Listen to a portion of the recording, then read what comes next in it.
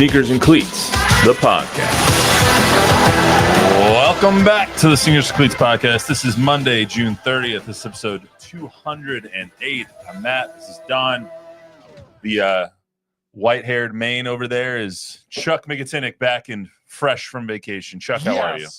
Full of pep. Full of pep. Yes. That's what we needed. Chuck, did you do anything interesting on vacation? Or you? No? Yeah, a little of this, a little of that. Saw some boxing. That was fun. Enjoyed Wichita, Kansas. Nice little town. Got to see a 40-year-old Deontay Wilder beat up on our local boy. Yes. Deontay Wilder is still the real deal, man. That guy looks like he's been chiseled out of a block of granite, and at 6'7" and that length, he is something to behold, and probably the last guy you'd like to fight or have a bunch of rings around you and say, go get that guy. He's got a 97.7% knockout percentage, so that's pretty damn good. 83-inch reach really gets you. Yes. Anyway, subscribe to the YouTube channel, both News 4 Fox, stay download, rate, review the podcast version, wherever you get your podcasts. Got a lot going on, as always. Spurs rookies both introduced this weekend, and a couple of things that Dylan said that really perked up some ears. Didn't take long for Harper to all but guarantee a playoff spot next year, so we'll talk about that. Plus, you get to hear from both rookies, and I got to talk to Sean Elliott a little bit this weekend about how he thinks the team's going to fit together around Carter Bryant. I keep wanting to say Carter as his last name. I don't know why. Carter Bryant and Dylan Harper in tow, and if he thinks that they'll make the playoffs next year as well. Plus, free agency starts today. Who are the Spurs going to target? Who should they be targeting? And should Spurs fans temper their expectations when it comes to free agency this year? So let's get started.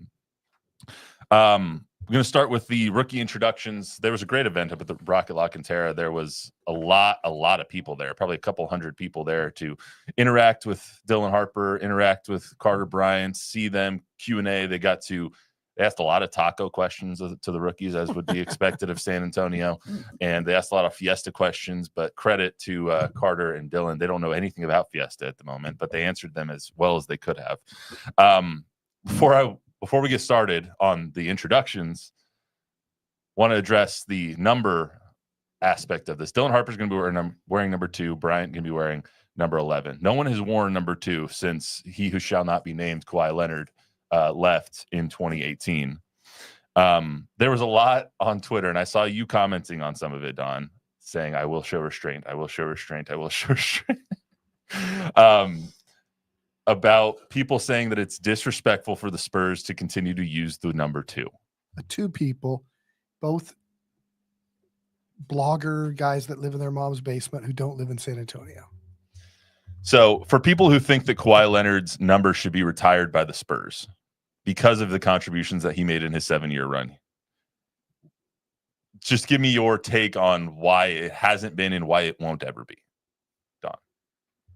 Because he threw a nuclear bomb into the franchise on his way out. And he will never – I think he has been forgiven by some, including Pop. I don't think it will ever be forgotten. Especially it won't be forgotten by some guys whose jerseys hang up there, who were on that last team, who in a players only meeting, are you with us? Are you not, man? We're getting to the playoffs here. It's our last kind of run. We just need to know. And he said, nope, I'm not with you. And he hadn't been with them all year. He went to Chain on his own. We could dig all the way through that stuff.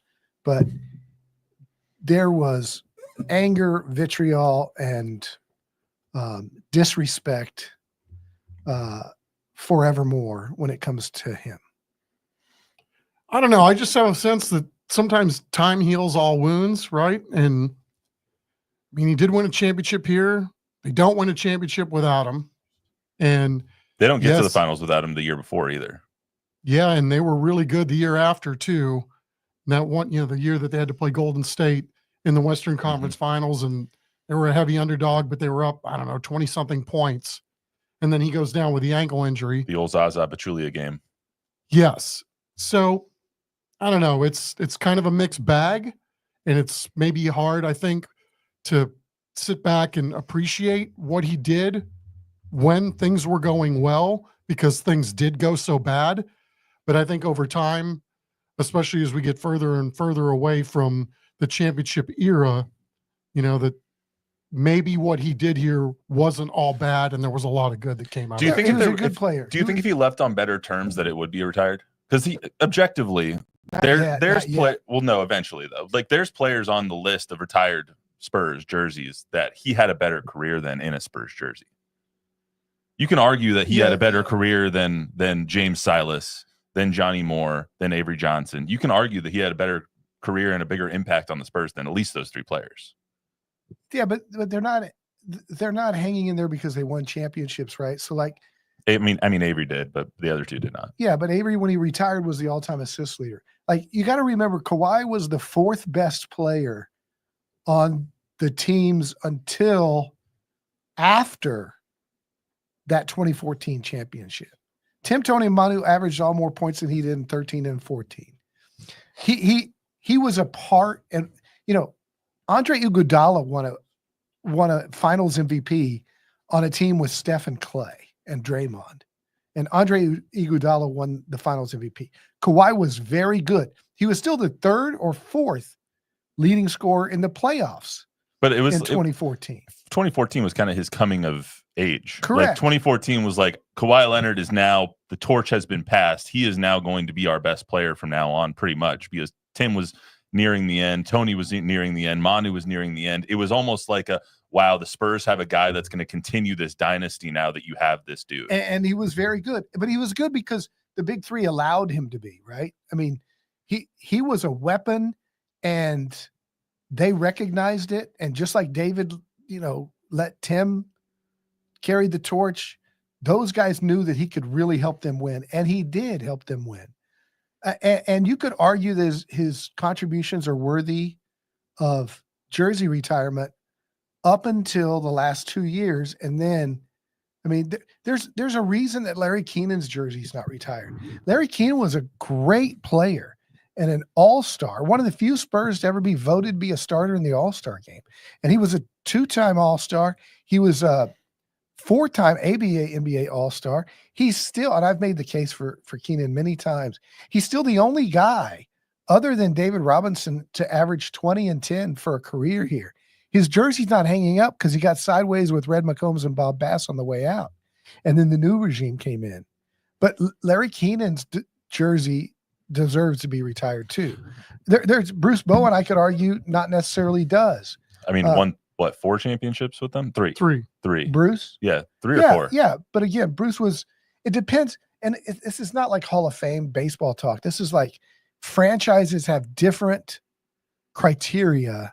And Bruce was a great guy and a great member of the community, and a defensive thing that you can't really measure. And so they, decided he was worthy. And I think once you put Johnny Moore up, you make the argument for anybody, because Johnny, in my mind, was the least worthy of jersey retirement. But once he went up, they had to retire Avery because Avery broke his assist record. And, it should be what? 3? Tim? No, it should be 5. It should be Tim, David, Tony, Manu, George, and Ice. Yeah. Yeah. That should be, that would be the guys that are Hall of Famers. And Sean. Yeah. But if you cut it off at Hall of Fame only, then that would be those 5. Pop should, I don't know how you retire Pop's number, but it'll be up there at some point. Yeah, but so no issues with Harper taking number 2 is what I hear. No, never. And it never went into my mind because I know they were never retiring Kawhi's jersey. They never will. Pop, RC, Tim, Manu, Tony all die, and Kawhi's 75 years old. Then maybe. Let's go ahead and knock on wood there. It's not happening while those guys are breathing air. Okay, so segue, period. End of. And it's going to go up it's going to go up with Dylan Harper. Oh yeah. Wow, wouldn't that be? Yeah, that's a hell of a prediction. It could. All right. So anyway, Harper made some other headlines this week besides the number that he's wearing, and I don't know if he really had a choice in that matter. I'm sure that they asked him, "Do you want number 2?" And he said yes. I asked him at the pre-draft. What did he say? That's what he wanted. That's he wanted. Okay. So he made some other headlines. I was able to ask him one of the last questions of the press conference, and it was you'll get to hear the question as well. What's your message to Spurs fans as you come in with this really young core? And he had a hell of an answer that actually got applause from a crowd that was mainly media and Spurs and his family. But there were some Spurs fans in that room, and they all loved hearing this answer. So let's hear that. The Spurs fan base is craving another playoff run, another dynasty like they've had in the past. Haven't been to the playoffs in 6 years. What's your message to Spurs fans as you come in as part of this extremely young, talented team? I mean, that's going to change really quick. That's going to change quick. I mean, we're going to make the playoffs. The Spurs haven't made the playoffs in 6 years. And he's coming in saying, we're going to make the playoffs. How do you take that, Chuck? How do you take it? Do you take it as a confidence thing, or do you take it as like okay, chill, rookie? No, I don't take it as a chill thing, because that's what I think everybody wants to hear and needs to hear. And I think maybe everybody in the room needs to hear. And maybe something that, Dylan Harper's just saying to get the applause or whatever. I doubt that's what it is. I mean, he doesn't have any reason to think that can't happen. And so why wouldn't you think that I'm a good player? I got drafted where I got drafted. They're bringing me in for a reason. And, that should at least be the goal. I mean, it should be the goal of everybody, right? We're not coming here just to roll the ball out and not do great things. Don, don't you think it's a little bit different hearing Harper say this than it would be hearing like Wemby say this? Like him coming in and in his opening press conference saying, we're going to make the playoffs, is a certain level of confidence, erring on the side of cockiness that a lot of people love to hear, but when it doesn't happen, or if it doesn't happen, will come back to bite him in the butt. Yeah, but I mean, we remember a couple years ago the Keldon Johnsons and the Devin Vassell's of the world were telling us they were going to make the playoffs. It's just young guys having confidence, but I think it's realistic now. I mean, I think you can make the argument that had Wemby stayed healthy and De'Aaron Fox finished the year, that team could have made the play-in, if not the playoffs. At one point in December, they were 500. They were way ahead of where they were the year before. And so I think if Wemby's healthy, Fox is healthy, Castle, rookie of the year, is working his tail off this summer. You add Harper, depends on how they, finish the rest of the roster. But the West is very crowded, but I think you can start to see that the Phoenixes and Golden States of the world are vulnerable. And Houston's getting really good this offseason. They're going to be a beast with the others, but Denver's not Denver anymore. I think the Spurs right now, if I was to guess, I see is 7, 8, 9. Yeah, I think that a lot of people just love to hear it, like, because it's been so long since, it seems like it's been forever since the Spurs were talked about as a relevant team. I mean, 22 wins for a couple of years in a row, 33 wins last year. They were bordering on play-in a couple of years ago, or about 5 years ago, before everything bottomed out. So now it's just like they're craving relevancy so much that when you hear a guy who was just picked number 2 in the draft come in and say, we're going to make the playoffs, you're like, hell yeah, we are. You go, bro. Let's see it. So I love hearing that from him. And a lot of Spurs fans that commented on the video that I posted of that loved hearing it as well. They're just excited to see somebody have that kind of confidence. And we're hearing the same things from the organization. When you sat down with Peter Holt, he was like, we don't expect to be picking in the lottery again. Yeah. So do you think that's the mindset now? Oh, it's got to be. It's got to be. Yeah. I mean, it's a change from like, let's teach to let's win. Well, they don't skip steps and they build block by block and all that. But they're expecting to win. Yeah, it reminds me of that David Robinson, Sean Elliott rookie year when they came in together because David had to serve the Navy thing.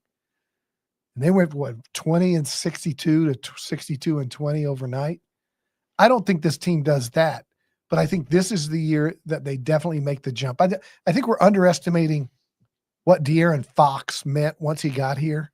And then he shut it down pretty quickly after Wemby got hurt. Yeah, because there was no reason for him to keep playing with that I think Fox is going to make a big difference. I think Castle's going to make a big difference. I think Harper and Bryant are going to make a difference. Either way, it's going to be an interesting year, and it's been a wild 72 to 96 hours for the two rookies. I mean, they basically go. We ended the NBA Finals a week and a day ago, 8 days ago. And already we've had the NBA draft.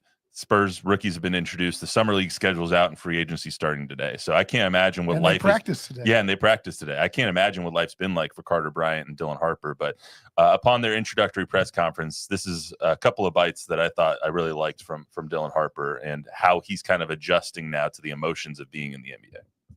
I mean, first off, I'm just grateful to be in this position with such a great organization. You know, growing up, like, these are one of the teams you always want to play for, and just seeing their dynasty and just keep wanting to build on them banners, like you just said, and want to add a few more. So, I mean, it's definitely been great, and I've been having a great time. I think both of us just want to fit in how we're going to fit in, just keep growing and elevating this young core, like you just said. I mean, the way they're playing, you can see the flashes, everything else. So, for me, just wanting to come in and just whatever coach asks me to do and whatever's the best for the team, I'm going to go out there and do. Don, how do you think that Dylan came across during his interactions with the media, the fans, everything this weekend? He was great. Yeah. I mean, I was telling somebody on the phone yesterday, he kind of reminds me of Tiger in the sense that he's been groomed for this since he was a young kid. His dad was an NBA player. His mom was his coach. He's very well trained in media. I watched him get asked some really tough questions on the availability the day before the draft that could have gotten into some hot water about Ace Bailey and all that stuff with the choosing the team and all that. And the way he handled that, I said, okay, this kid knows he's had some media training. Yeah. Chuck, when you watch the entire presser, there was 4 or 5 different instances when I was rewatching it back after we were there that he was just, you could tell the competitiveness of him. One was the clip we already heard with him saying we're going to make the playoffs. 2, they were talking about how Carter Bryant and him used to play against each other in AAU ball, and he was like, "What did we win by? 15? You remember 15?" And he's like, "Carter can't guard me anyway." So I mean, you see the glimpses of how competitive a kid is like that. What can a kid like that, a competitiveness like that, bring to a team that already has Wemby and Devin Vassell and De'Aaron Fox and everybody? You can see why everybody thought so highly of him. I mean, the thing that impresses me is his maturity level, and he's very measured, and you could tell it speaks to his intelligence level too on a lot of different in a lot of different ways. The way he communicates, I think it's impressive how he's very engaging and engages with a myriad of people on social media. And I don't know, it just seems like he's gotten pretty far in a very short period of times in terms of years that is not common amongst people in his age group. Yeah, the guy who or anybody's age group. The guy I was really impressed with on Saturday was Carter Bryant. Like his answers, how he interacted with people, his graciousness, I guess, of just being excited to be in the building was something that I think is extremely endearing to fans. And then you see that he speaks fluent ASL and sign language because both of his grandparents were deaf, and that his mom is Latino, his dad is African-American. He has all of these communities that he's now representing in the NBA, and he takes that as like a badge of honor. And so let's hear a couple of bites from Carter during his introductory presser. A lot of emotions going on. I'm thankful. I'm grateful. I'm just ready to get to work. I don't really think it's hit me yet. To be completely honest with you, I have moments where it's like, before I go to bed, I'm like, wow, like I'm really a San Antonio Spur, or I really got to shake Adam Silver's hand and I really get to go to a great organization, or I'll wake up in the morning and I'll be like, I get to play basketball for a living. Like, this is pretty dope. Like, this is what I've dreamed of my whole life. I mean, it means everything. I think for me, I'm just trying to represent everything as well as I can, whether that's the Latino community, the deaf community, Riverside, California, whatever the case may be, along with the African-American community as well. So I think for myself, I'm just proud to be myself every day and just represent myself and just my community and my culture at a national level. Hey, Riverside, California, shut up. I honestly don't know how you can listen or hear what he had to say on Saturday, or even during the draft process, and be like, yeah, screw that kid. I hope he doesn't succeed. Right. Like, I honestly don't know how you can think that. So I didn't watch a lot of tape before the draft on him, and I watched his Arizona tape, which he only played 1 year at Arizona and came off the bench, only averaged 6 points, but he shot almost 40%. And he has good range from deep. But you go back and you look at his high school tape when he was McDonald's All-American. He's got great handles. He's got a Kawhi like frame. He's a big kid. He's got big, broad shoulders, and he's incredibly bouncy, like dunk contest worthy bouncy. So I think he's a project, way more of an unfinished product than Harper. But there's no doubt he's Keldon and Jeremy's replacement. He's someone that can compete right away. I think he's not. We talked about this on Thursday. He's not a CD Sissoko type project. No, like, he's going to come in and be on the roster, and he's going to compete for playing time. Yeah, we'll see. I mean, he's young. I mean, he wasn't a guy that was playing a ton of minutes his freshman year. Granted, he was on a veteran team, so there's some of that. And if I think we have to be a little more patient with this pick than maybe the number 2 overall. For sure. I think there are going to be a lot of nights in Austin. And to your, you do? Yeah, I do. I think maybe early on. I think that he takes the place on a roster of someone like a Malachi or end of the bench kind of. But he's got to play too. He's got to play, but you also gain a lot of experience by competing and practicing with the big club. I don't know. That's a good question. We'll see how he does in camp. You ask how they're feeling, this week. That's Dylan Harper's first 2-week paycheck. $400,000 is what I think he's feeling very nice for an 19-year-old. Did you see all this I stuff? saw you doing the math over there. I'm thinking, man, I hope that's your 401k. Yeah, that's what I was thinking. Did you guys see on Twitter after Dylan was drafted, or after Dylan was drafted, that they were comparing his rookie salary to what his dad made in? Oh, his dad never made it. Yeah, his dad was $35 million over a 15-year NBA career, and Dylan's going to make $56 million in his rookie contract. And he was like, "Hey, man, glad he's making money." I'm sure that Ron's just happy he's off the payroll. I think the most Ron ever made in 1 year was $4 million, and his rookie deal is $10 million. Hey, it's pretty good living. Good player too, man. Two other things that I want to make an observation of from Saturday. One, the Spurs brought in deaf kids from Sunshine Cottage on Saturday, and you saw like interactions with Carter, and it was just like chef's kiss. Really it was amazing seeing him, all these kids with cochlear implants and all that stuff, and actually communicating via sign language with Carter and his mom was awesome. Second thing was the competitiveness thing we were talking about with Dylan.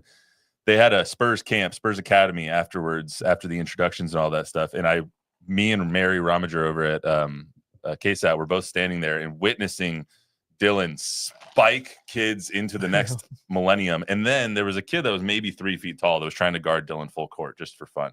And he nutmegs the kid and goes between his legs and then goes up and makes a layup on the other end. I was like, Dylan, come on, man. This kid's like 6 years old. Giannis was doing that stuff too. So funny. Anyway, let's get to the Sean Elliott part of this. So I got to talk to Sean today. He doesn't seem too concerned about how there's a lot of talk before the draft about how these guys are going to fit onto a roster that already has a lot of point guards and threes. And so he doesn't seem very concerned about it. Let's hear that bite. Victor's going to be improved. Same thing with Steph Castle.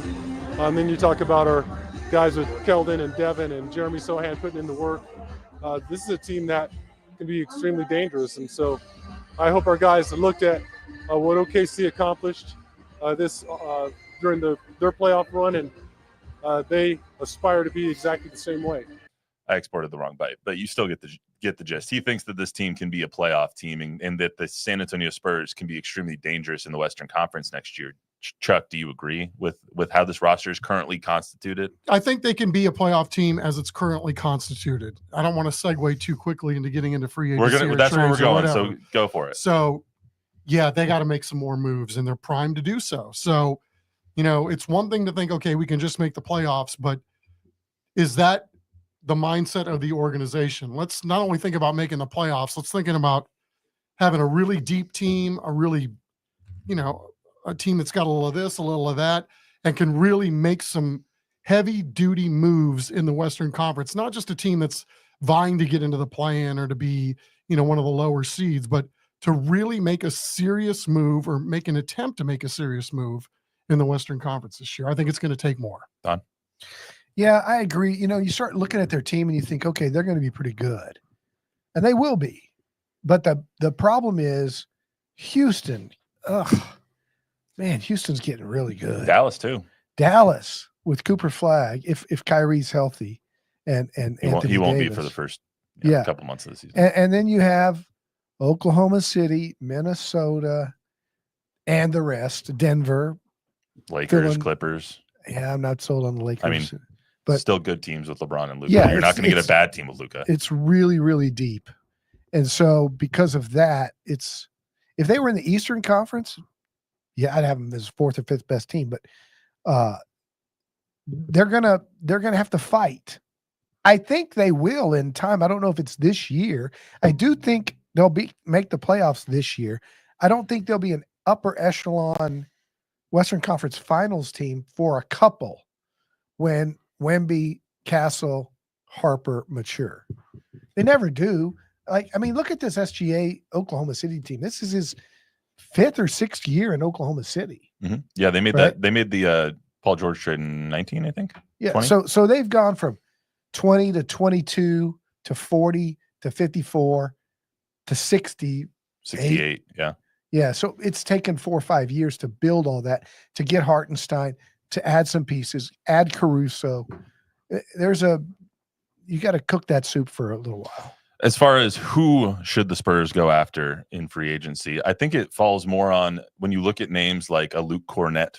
I don't know if the Celtics are going to let Luke Cornett out the door now because they traded Kristaps, but you look at a Luke Cornett as far as size goes, a Brook Lopez, an Al Horford, somebody of that nature that can help take some size and beating off of Victor. It would be somebody that they should target, right, Don? Those are the names. It's basically Yabusele and Cornett. Yabusele's not a center, though. He can't really take that size, that beating. He guards the 5 because he's so thick. He's kind of like when Malik Rose guarded Shaq. He guards the 5. I didn't go well either for Malik Rose. But he's not incredibly long. No, he didn't. Malik did a good job on Shaq. As good a job as you can do on Shaq. Yeah. I think Cornett's the name that's kind of, if they offer him the full 14.1 mid-level, it doesn't look like Boston's going to be able to match that. I think they're looking at getting 2 guys. And I'm hearing Brook Lopez is going to the Lakers, but we'll see. It may all happen today. I mean, yeah, the free agency opens here in just a few 5 hours. o'clock. Yeah, that's when the negotiating window opens. You really can't sign anybody until July 6th. The negotiating's already begun.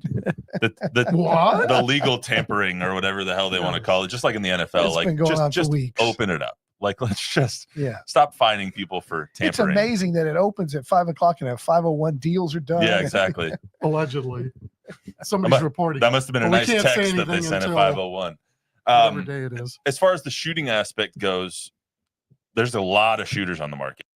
Flooded the market. Malik Beasley will take him off because he's got some other things going on now.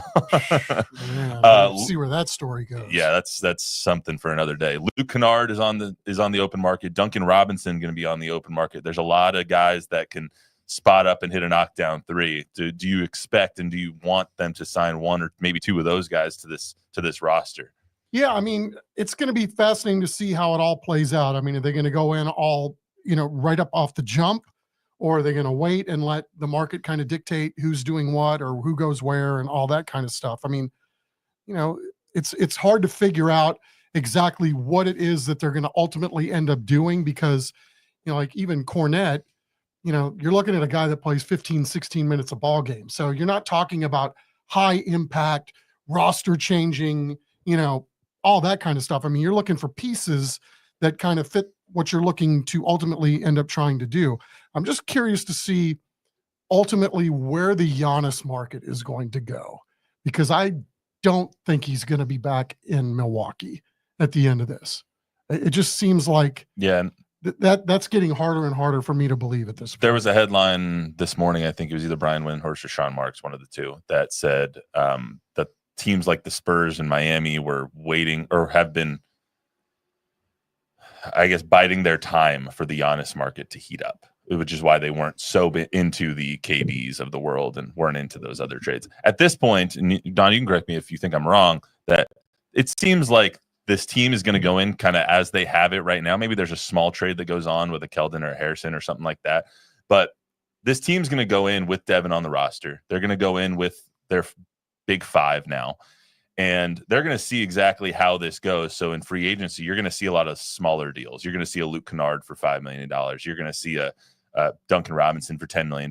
You're going to see a Yabusele for $10 million. You're going to see things like that to round out the roster. And then the big move comes maybe in January or February when you see, okay, this is how this team is meshing together. Could happen in January, February. I think it's going to be just like last offseason. I think there's going to be the Chris Paul, Harrison Barnes. You're just going to go, it's not huge, but It's crafty. it's going to work. Yeah, that's just the way they operate. They're going to do something where you go, like Luke Cornett. I didn't consider him until yesterday when it really heated up talking about his name. And I went, it's exactly what they need. He's a banger. He's going to come in and get you 6 or 8 points, 6 or 8 rebounds. He's going to always make the right play or try to. He's going to dive on the floor. He's going to pick a fight inside with somebody. He's physical. He's like Hartenstein kind of. Let me ask you this. Shams Charania just tweeting out Jordan Clarkson finalizing a contract buyout with the Utah Jazz. Would you like to see him come home to Is San it- Antonio? They Is it said buy he him said out? he's finalizing a new contract with the Jazz? Finalizing a contract buyout. So he's being Oh. bought out of the Jazz. Would you like to see him come home? He's got a really nice house here. I know that. And he's sitting courtside at Wimbledon today. Oh, is he? Yeah. See Alcaraz almost lose? I would love to see him join the Spurs, man. I love that guy's a bucket and he's a great kid. Yeah, I mean, if the But they price haven't is had right, those. he's certainly made his money in the league too. So maybe you'd give him a little bit of a sweetheart deal. You know who the Spurs should not sign? It's DeAndre Ayton. We have too many Wildcats on this There's no team. way. We have too many Wildcats on this team. All right. He's not a Anything? Spur. Anything? Hey, there was an interesting question I thought came in Yeah. from someone named DA. I was wondering, DeAndre Ayton? could be with this roster, is it enough to coax Tim Duncan back under the coaching staff? Take it. He'll never coach. No. Tim did that as a pop favor for as long as he could stand. He didn't finish the season. Didn't you remember? say Right, it was miserable? You hated He it? was miserable. Like if you have all the money in the world and you're playing video games and paintball and whatever he's doing these days, that road is a grind. That job is a grind. You have to watch film and you have to do scouts and that's a 80-hour a week job. You got one other one? In all the trade talk, Clint Capella kept coming up over and over again. We like him. As if you're bringing him in to 15, 20 minutes a game off the bench, yeah. I like Clint Yeah, I've always Capella. liked that guy's game too. I haven't seen or heard much from him lately, but The team needs always one someone. of those guys that's like, man, he seems like a handful. Clippers, Clint Capella? I think. The team needs someone to come in and just kick some ass. Clint Yeah. Capella is that guy that can come in and kick some ass. Luke Cornett's that guy. Your Yabusele is that guy. Yeah. You just need someone that can come in and be like, don't F with my dude over here. Yeah. So is whoever that is, I don't really care who it is, but you definitely need some kind of enforcer to come in. And Jeremy gives them some of that. They need some. he's more. not, but he's not not big enough. enough. He's not enough. Well, He that's can't- a question that's come up in the comments a lot too. Is does Sochan still fit on this team? He does because he only makes $7 million and his salary, he's a great value as long as his contract stays right where it is. They'd love to move Devin's number and length, but there's no takers. Devin has no market because he's making $27 million a year and they got 4 years on his He's deal. also team controlled, for 4 years. Yeah. So. All right, that's all we got for today on the Sneakers Cleats podcast. We'll talk more about Summer League coming up on Thursday as those rosters came out, the coach came out, and the schedules are out as well. And the Spurs are playing literally the other top 5 teams in the NBA draft. They're playing all of them in Vegas. So we'll talk about all that. Remember, download, review the podcast version. Give us a 5-star rating. Tell a friend, tell an enemy. We'll be back on Thursday. See you then.